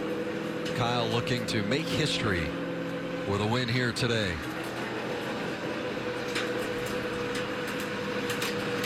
Some pretty good wheelmen on that list. You got that right. Those are some tough truckers right there. How about our broadcast partner, Todd Bodine, back there with 22 wins, 2 championships for Todd. Less than 15 to go here, but remember, next Friday night we'll be under the lights in Las Vegas. I'm telling you guys, one of the best races I've ever seen in this truck series was this race at Las Vegas last year. Just incredible competition and action. 3-wide racing, side by side all night long. What a great show that was. Looking forward to it. 9 o'clock Eastern, Friday night, the Gander Outdoors Truck Series from Las Vegas. Johnny Sauter has shown speed. If there's been anybody that's shown the speed to stay up with Kyle Busch at times tonight, it's been Johnny Sauter. Remember, after that last restart, he drove up there and passed Kyle and led for a few laps. So Johnny being shown lead 9 laps this race. Tough for Sauter, though, with the restart on the outside lane. That inside is definitely the preferred line. And Kyle Busch is one of the best restarters we've ever had in our sport, and he has the preferred line. Pace truck will roll off. When they take the green flag, there will be 13 to go as Kyle Busch chases history in the Truck Series. Got his teammate Harrison Burton right behind him. Contact, and it looked like Jesse Little into the wall and collects several.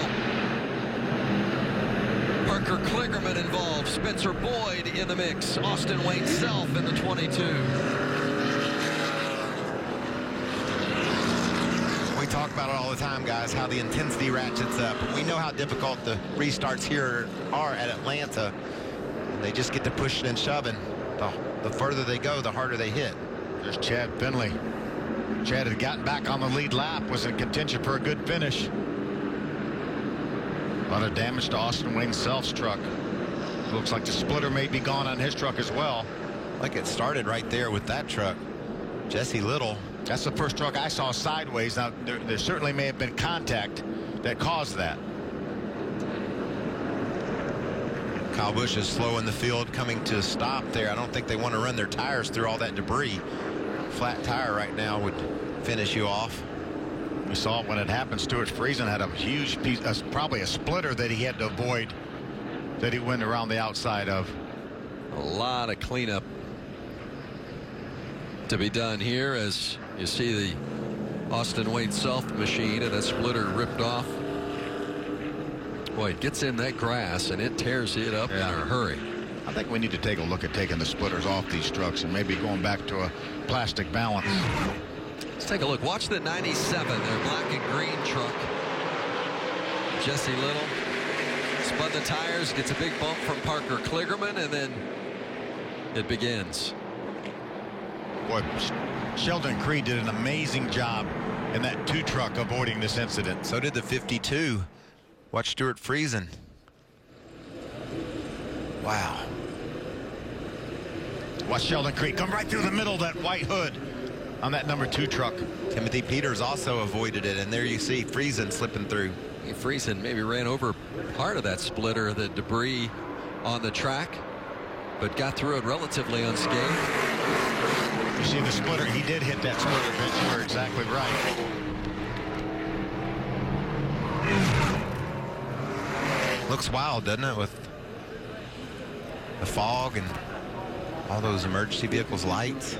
See the trucks are stopped just short of the start-finish line. Listen to the radio of Parker Kligerman. It might be a little my fault. I mean, it wasn't my fault. He didn't go. I thought he had it gathered. Then he checked up again. Owning up, but I really don't think he had anywhere to go. Owning up and then blaming the other guy for it. He said he just didn't really go. It was my fault, but he didn't go. Yeah. I think it was trying to help him get going in all seriousness. There's no way it was Parker trying to spin him out or knock him out of the way. He was trying to help him get going. But in Parker's defense, when the truck in front of you doesn't go, what do you do? Right. You have to. I mean, at that point, can you even get on the brakes enough to keep from running into the back? Well, you just trying to get your restart. You anticipate, Vince, that he's going to eventually get going, so you just want to give him a little bit of help, give him a little bit of push, and that push was a little bit too much. We'll check in back downstairs with Hermie. Got Marcus Richmond, the crew chief for Todd Gitterling. Now, you guys have been working on your truck pretty much all day. How is your truck handling-wise? And you guys got some kind of issue under the hood. What is it? I think the issue under the hood will be fine. It's just holding a little RPMs under caution. But our Mobil 1 Tundra has been pretty good all night. It's just we can't fire on restarts, and we lose 7 positions, and then we have to try to get them back, and it's just hard to pass. So once we get going, the truck is pretty good. So I'm glad we got a restart on it, and maybe that helps with tires. Maybe we can give them a run for money right here. These guys in the top 10 looking for a little bit more down the stretch. Yeah, that's great information. Good job down there, Hermie, because we just talked a little while ago about surprise that we've not seen Todd Gilliland up toward the front a little bit more, and crew chief Marcus Richmond telling us exactly why, the amount of spots that they're losing on restarts. So now Todd's in a pretty solid spot of 7th. We'll see whether or not Marcus Richmond does have that Toyota tuned up. And more importantly, on the inside line, too, if he restarts in the 7th position.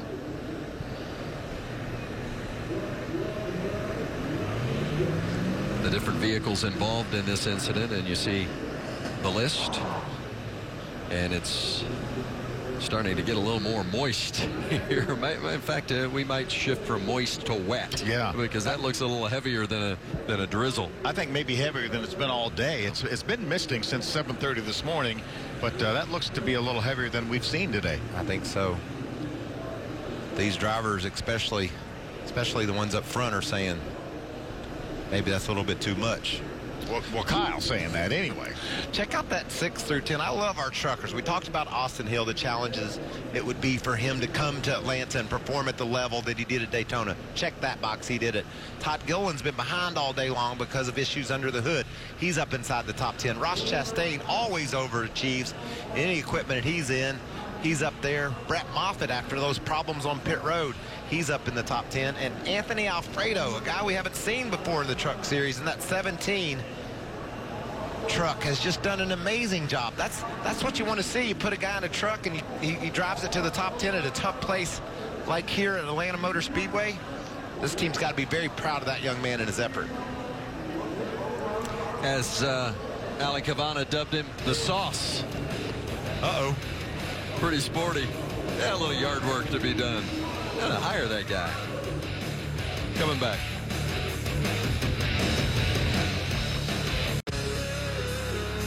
Still under red flag here with 13 to go. The Gander Outdoors Truck Series, after a multi-vehicle incident, began when Parker Clearman got into the back end of Jesse Little. A look inside the workspace of Kyle Busch, who is trying to make history here this evening by winning in the Truck Series for the 52nd time, currently tied with Hall of Famer Ron Hornaday for most wins all time in the series. You to keep an eye on him. You see his eyes are open, and make sure he doesn't nod off here, because remember Denny Hamlin said that he fell asleep on a couple of the red flags last week in Daytona before winning the Daytona 500 for the 2nd time. You know, guys, the precip looks like it's getting heavier through some of our cameras, but right there's no moisture on that camera lens. That's the roof cam from Kyle's truck, and I think we're still going to go racing. It's crazy that I don't see a lot on the windshield either from the visor cam. Look at that. Boy, it looks like it's coming down. Maybe it's not hitting the ground. The trucks have just refired. Joe Shear is the crew chief for Johnny Sauter. He's with Allen. Yeah, and hoping to get this truck race started as soon as possible. Johnny will start on the inside. How important will that be? That's really important here. For some reason, the top groove right here doesn't have no grip. I mean, it's been like that for years, but that was a blessing for us. I think we got a good short run truck here. This cold weather's really pulled a lot of stuff on us. It's not like the normal Atlanta here, but we've been freeing it up, and I think we got something for Kyle. All right, let's see if they can do it, guys. I love that optimism. Indeed. How about radio communication from the 99 of Ben Rhodes? Yeah, I really don't think we go that green. We'll see. I got landscaping down here in turn 1. This is some pretty funny stuff right here. Do y'all not see it in the lights flowing like snow? Oh yeah. Oh, I see it. It's bad. Like I said, our monitors are just glazed over with water. Yeah, I'm standing in it. I think we all agree there's precipitation falling from the sky. Yeah.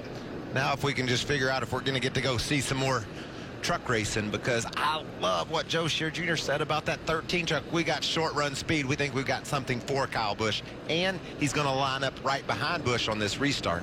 I like to see that the trucks are moving. That's a good sign. Boy, I'd love to be able to get in these final 13 laps. Maybe that moisture we saw in front of the lights was the same thing we've had all day, but we never had lights on before. It was daylight.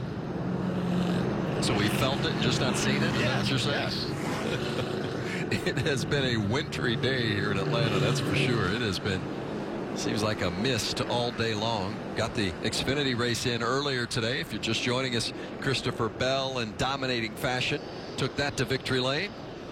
And right now, Kyle Busch trying to put an end to the day by wheeling the 51 to victory.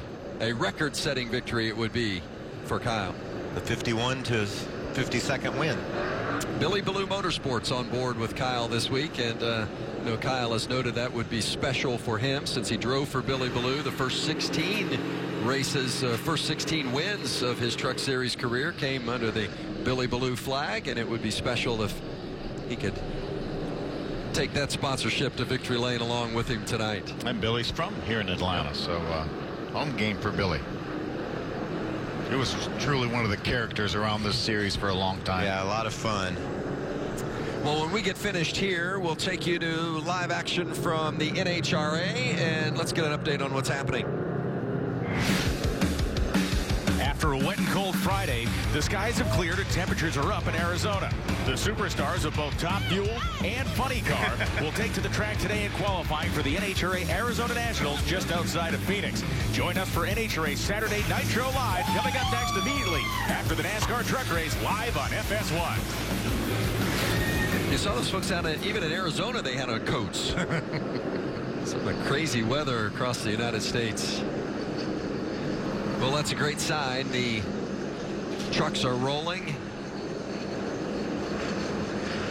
Fans withstanding the elements.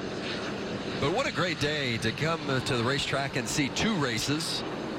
Great to have the doubleheader here at Atlanta Motor Speedway. It's supposed to be much better weather tomorrow. Yeah, so sunshine, looking forward to that. 60 degrees, and Vince, it's the most eagerly anticipated race to me in a long time. They have different rules. They're going to be side by side and drafting here at Atlanta. And just think about qualifying for the Monster Energy Cup Series yesterday.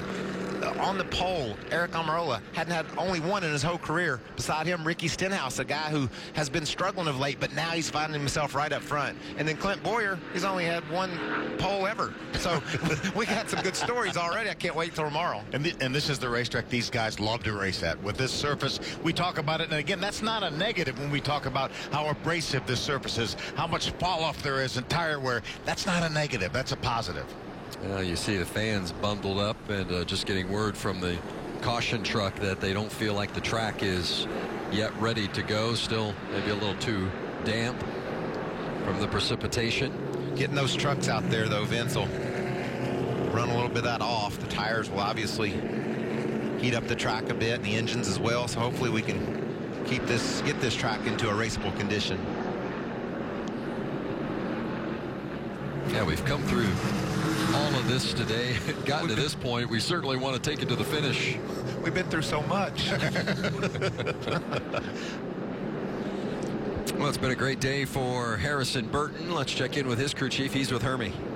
Yeah, Mike Hillman Jr. is the crew chief. You guys have battled all day long to get your truck in this position. You got a shot at the front row, but are you concerned about the conditions? What's your driver telling you?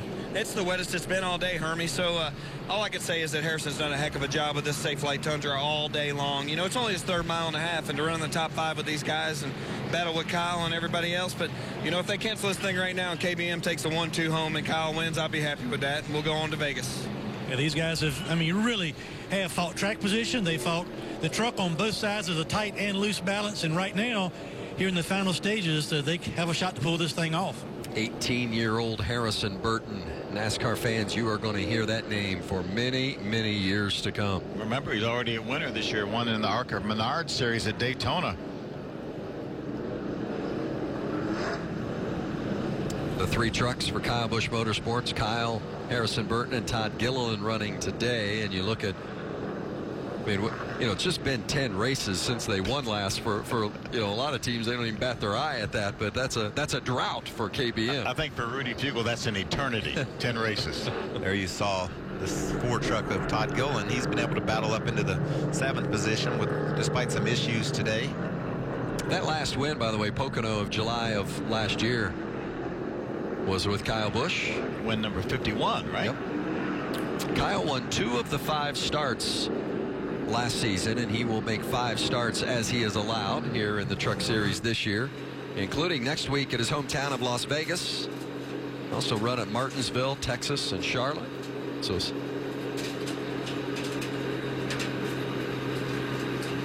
So they're going to get the trucks to fan out a little bit, cover a little bit more of the track, and try to dry the surface. Do that for a lap or 2, and while they do that, we're going to take a break and come back and hopefully bring you the finish here in Atlanta. Trucks have been brought to pit lane. The red flag is out because of precipitation. The rain has gotten a little heavier here with just 9 laps to go, and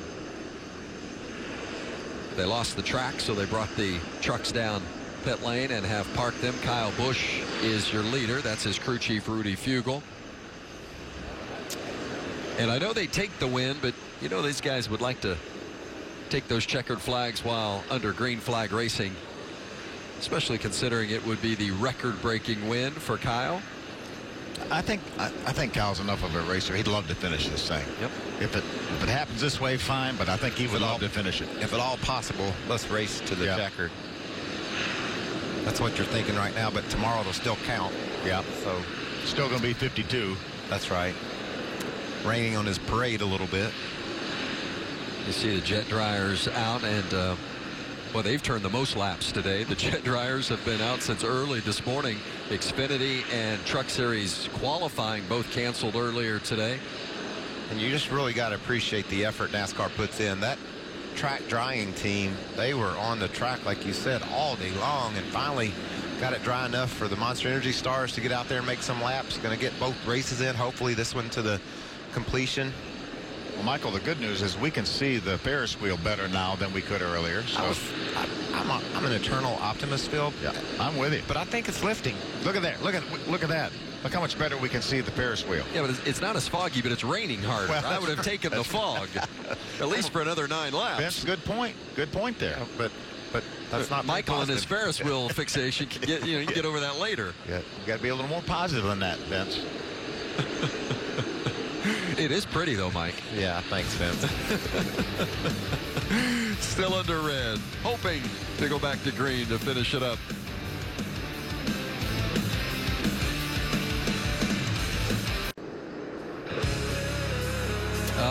Ye of little faith. You didn't think we were going to do it, did you? I did. I told you the ceiling was lifting. I told you could see the Ferris wheel, and you said it's raining. Got a couple of meteorological experts up here with me. And look at that. Oh, look at that. What a beautiful Clear as a bell. I wish I was over there riding that. Well, you could go if you'd like. How about Ross Chastain? He's going to make a run at it here, sitting in the 8th spot, Mike. Hey, Ross, it's Mike, Phil, and Vince up in the Fox booth. You copy? Yes, sir. Well, I'm telling you, I didn't know we'd be doing this, but it looks like we're going back racing. How's the track look to you? Looks good. Foggy. Welcome to Atlanta in February. Well, you were impressive in Daytona in February. Completed every lap, top 10 finished in the Daytona 500.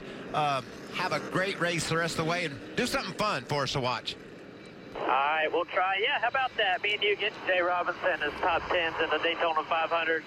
It means a lot to me, Michael, to do that like you did it. Yeah, we'll try to get this True North Chevy a couple spots better. Well, it's a good-looking ride you got there. Finish her off. We'll talk to you later. All right, thanks. They'll come by and get one to go this time around. What do you think Harrison has up his sleeve as an 18-year-old with a plan? I think he's just got to, what's an 18-year-old want to do, Phil? He wants to just gun it, right? Mm-hmm. He's got to make sure he just squeezes that throttle down, no matter how bad he wants to go, because we haven't been able to see anyone get any traction on that outside lane. So he's going to have to be cool and try to just get the gas down and get that truck rolling without spinning his tires. Well, after just under 17 minutes of red flag conditions, they'll come by and they'll get one to go this time around. And it'll be a 5-lap shootout to the finish. See Ben Rhodes up at the top of the racetrack, want to make sure it's dry. Where's he going to go, you think? To the top. And what about Kyle Busch? He elected to take the bottom. Are you surprised at all, Phil? That doesn't surprise Harrison Burton, I don't think, does it? The bottom is the catbird seat. He is sitting there and ready to pounce.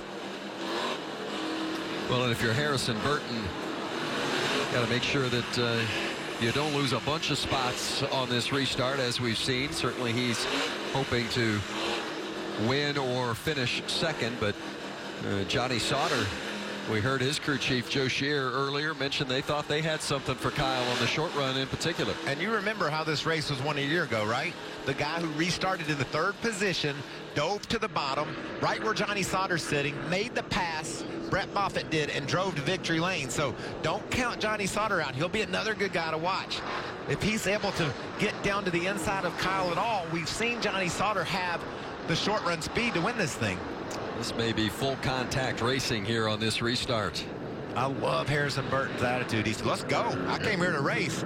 He's not in a great position, but that's why we race. If we knew what was going to happen, we wouldn't be doing this. Next to Sauter in that 13 truck is his teammate at ThorSport, Ben Rhodes, in the 99. And in row 3, it's Austin Hill on the outside and Grant Enfinger on the inside. Guys, I think we better tighten these belts one time here, because it could get interesting right here. Yeah, this is fun. I can't wait to see how these guys operate.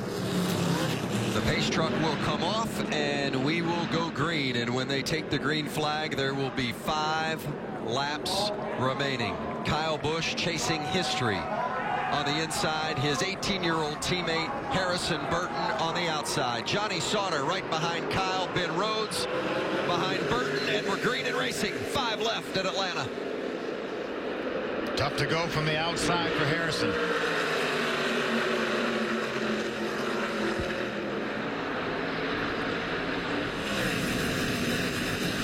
Sauter stays in the tracks of Kyle Busch.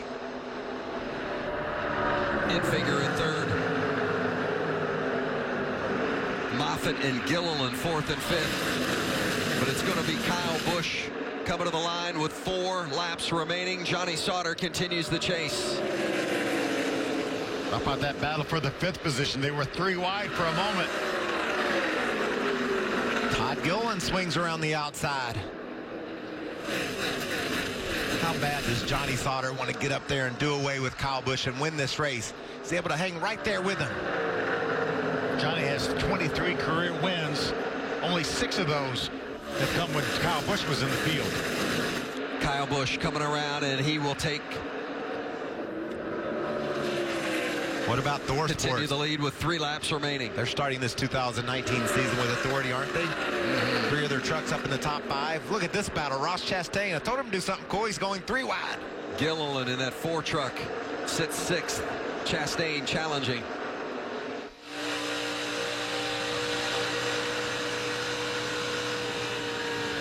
Ross is going to go around the outside. Looks like he's pulling up even with Gilliland. Ross Chastain trying to make the move on the outside, get around Todd Gilliland. Harrison Burton is right there behind him. And Austin Hill in that blue and white 16 truck inside the top 10 as well. 2 laps remaining. This is a great battle. 6th, 7th, 8th, 9th.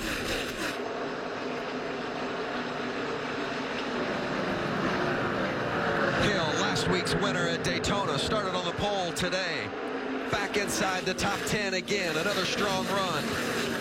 Well, right around the yellow line for Hill. Meanwhile, Kyle Busch coming to the line. 1 lap remaining. Kyle Busch chasing history. Trying to win in the Truck Series for the 52nd time. Breaking the tie with Ron Hornaday, the Hall of Famer. And Kyle has about a 0.7 of a second lead on Johnny Sauter. Kyle Busch coming through turn 4. He makes history today. The winningest driver in Truck Series history is Kyle Busch. Nice. Thank you, boys. Appreciate it.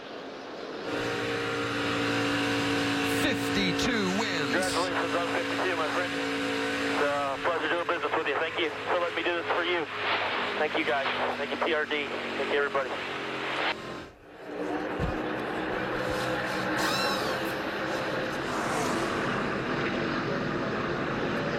Nobody has done it better in the Truck Series than Kyle Busch.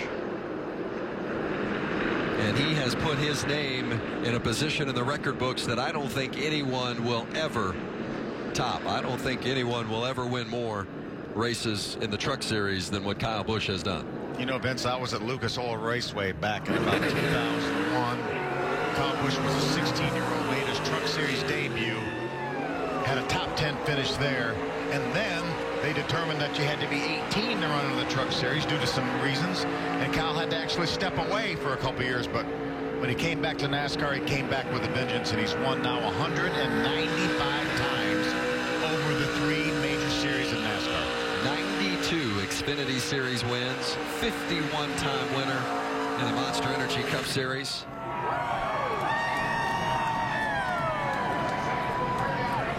Put on quite the smoke show there, didn't he? A special weekend for Kyle. Not only does he become the winningest driver in Truck Series history, but he will make his 500th career Cup start tomorrow.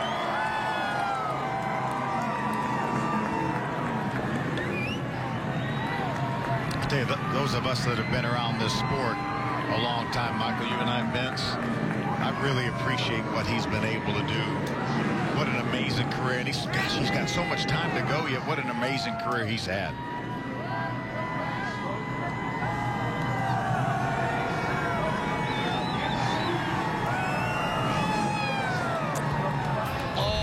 Rowdy all the time. Kyle Busch breaks the all-time win record in Atlanta.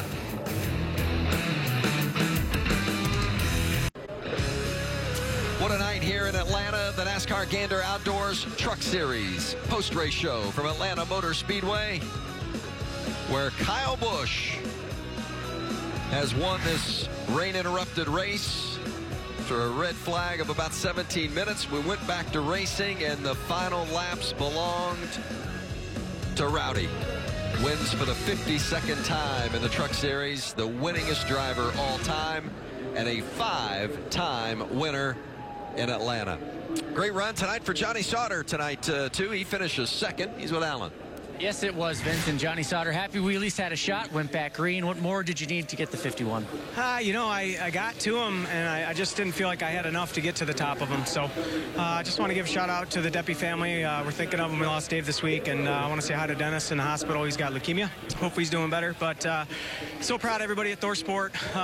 You know, Ford Motor Company. This Ford F-150 was good tonight, and just thank all the guys at the shop, Fab Shop, Finish Fab, Body Shop, Body Hangers, just everybody. You know, thank Duke and Rhonda especially for giving me the opportunity to come back and race. I just didn't think I could get it there. So just thank Tenda, Ride TV, everybody. I'm bummed because I thought I timed it right, and then I was pushing him, and he was doing a good job of walking, and I just didn't think I could get there. So it's a good start for us, though. I'm happy with the effort. Thank Rich and all these guys. It just need a little bit more. So if I go back and watch the replay, I hope I'm not kicking myself in the ass for not making that move to the top. But I just, honestly, at that point, I didn't feel like I could get it done. Always something to learn, Hermie. Here he is, Kyle Busch, finally in victory lane for the 52nd time in his Truck Series career.